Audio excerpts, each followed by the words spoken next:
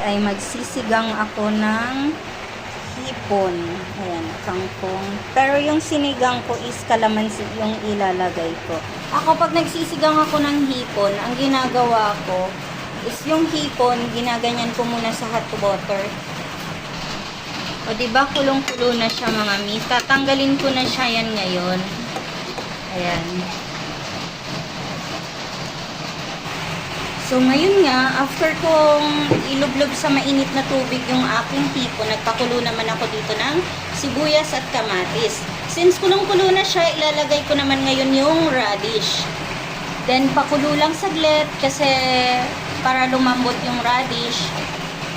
So, medyo malambot na yung radish. Isusunod ko naman ngayon si kangkong. So, luto na kasi yung ano na yon, yung hipon. Kaya ang gagawin ko, gulay muna yung lulutuin ko.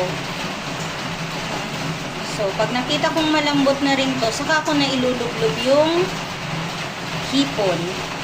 And then pala, hindi ako gumagamit dito ng seasoning pang paasim. Ang ginagawa ko is kalamansi po. Kalamansi ang pampaasim natin sa sinigang na hipon.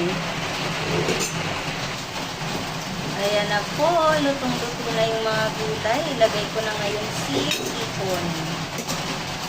Ayan.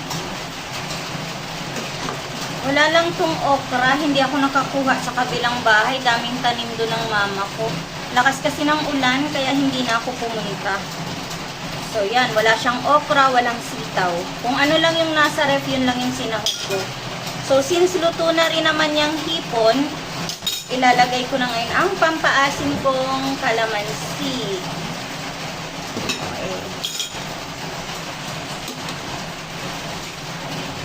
Yan, luto na yan. Papatikim ko na sa anak ko. Ayan, ready to serve na. Papakainin ko na si Marcus.